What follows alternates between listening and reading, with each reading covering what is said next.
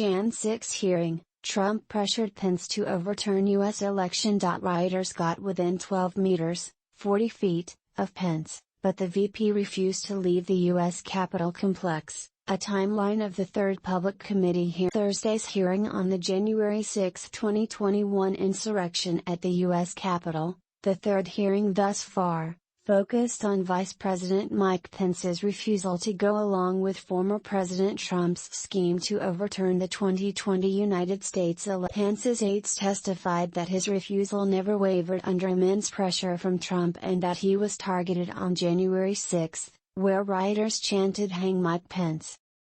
John Eastman, Trump's lawyers who spearheaded the assertion that Pence could reject the results of the election, conceded that his argument would likely be rejected in court. A former judge told the committee that he believed that Trump and his allies continued to pose a clear and present danger to U.S. democracy because they say they plan to overturn the 2024 election if Trump, or whichever Republican he supports, lose. Republicans continue to condemn January 6 hearings. Republican lawmakers and officials excoriated the January 6 hearings again on Thursday, calling them a witch.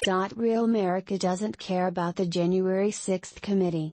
Gas is over $5 per gallon.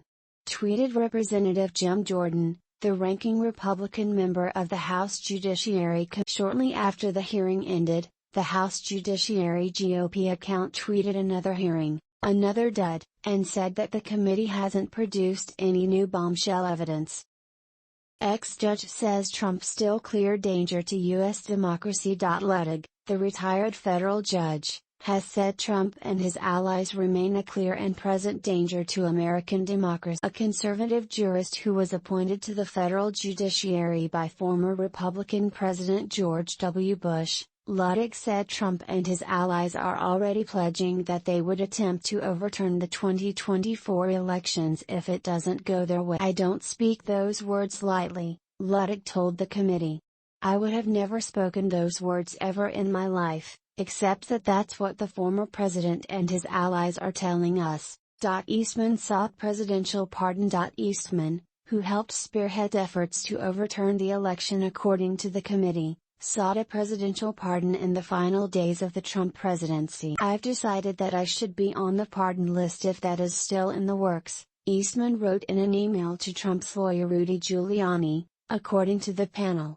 While Eastman did not receive a pardon, when he testified at the committee behind closed doors, he invoked his Fifth Amendment right against self-incrimination 100 times to avoid answering questions. Congressman Liz Cheney outlines what comes next. As the hearing draws to a close, Cheney summed up that the panel had thus far shown that Trump knew his claims in a stolen election were false, that Pence could not legally refute the electoral count, and the efforts Trump made to pressure President Trump's pressure campaign to stop the electoral count did not end with Vice President Pence, Cheney said. It targeted every tier of federal and state elected officials. "We will examine all of those threats. And we will examine the Trump team's determination to transmit materially false electoral slates, multiple state officials in the executive and legislative branches of our government."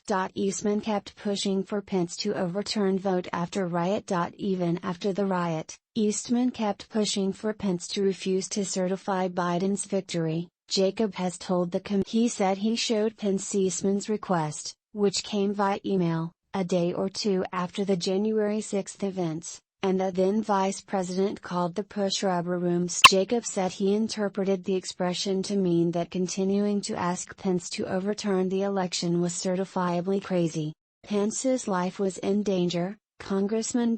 Broadcasting an animated rendition of Trump supporters storming the Capitol, the panel said rioters came within 12 meters, 40 feet, from where Pence was sheltering inside the building. "Make no mistake about the fact that the vice president's life was in danger," Congressman Pete Aguilar said. A recent court filing by the Department of Justice explains that a confidential informant from the Proud Boys told the FBI the Proud Boys would have killed Mike Pence if given a chance. Jacob, Pence refused to leave the Capitol complex on Jan 6.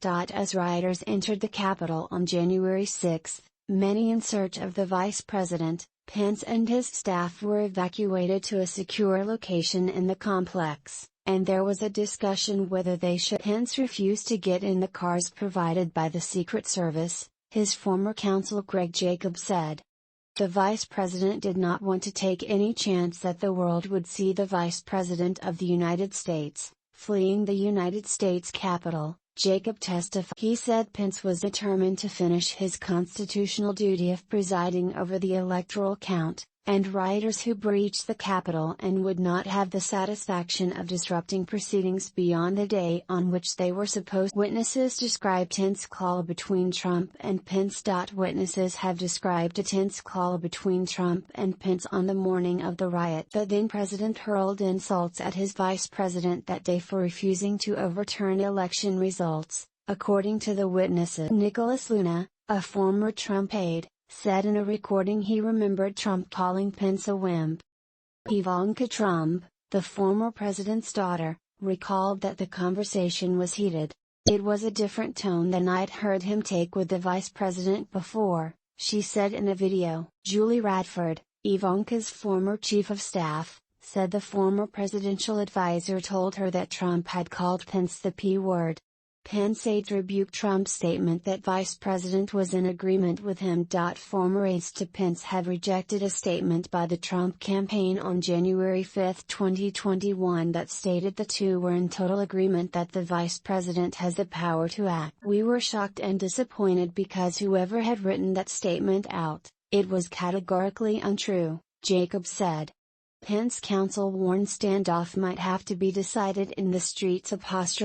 Jacob, Pence's counsel, has said he warned John Eastman that interference by Pence in the election certification would cause an unprecedented constitutional jump ball. As I expressed to him, that issue might well then have to be decided in the streets, Jacob told the panel. Because if we can't work it out politically, we've already seen how charged up people are about this election, and so, it would be a disastrous situation to be in.